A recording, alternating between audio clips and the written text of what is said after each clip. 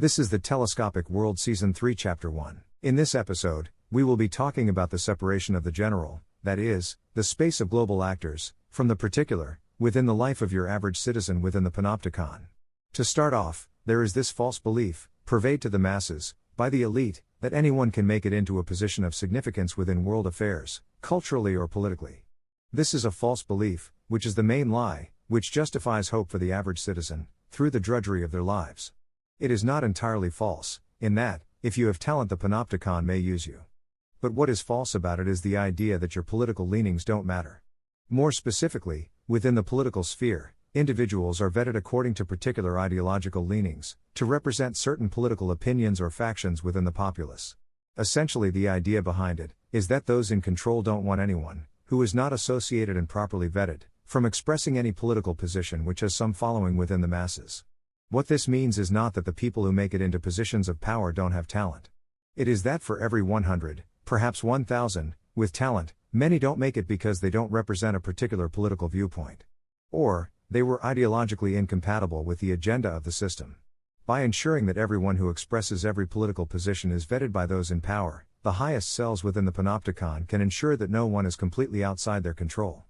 People who express political opinions which depart from any aspect of the political compass, who are not represented by some ideologically vetted figure, are replaced by approved figures, vetted through the highest cells of the panopticon.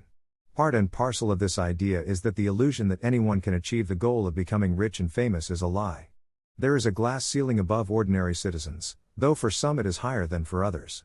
This glass ceiling means that the hope that keeps people going, that someone based upon their talent, needs to be re-examined by the more fundamental question: how can they serve the agenda of the highest cells?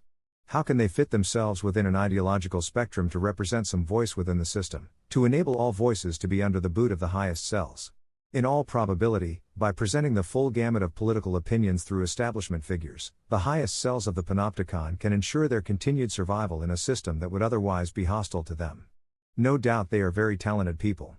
But that talent is preserved by the appropriation of ideas, political opinions and perspectives from those lower within the food chain. The system is designed to appropriate from the masses, to redistribute to those in the highest cells, to perpetuate their power. I am not suggesting that they don't deserve to be there. I am not saying they are not talented in their own right. But they were vetted, as were those before.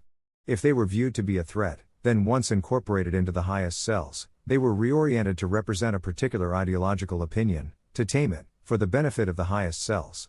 Thus, it is an illusion to think that any leading figure is really on the side of the people. It is an illusion to think that any think of us as anything more than pawns in a much larger, more dangerous game.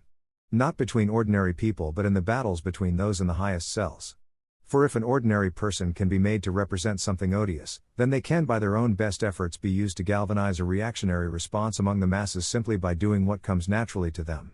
The scapegoating of individuals is only effective if they fulfill the role they have been assigned.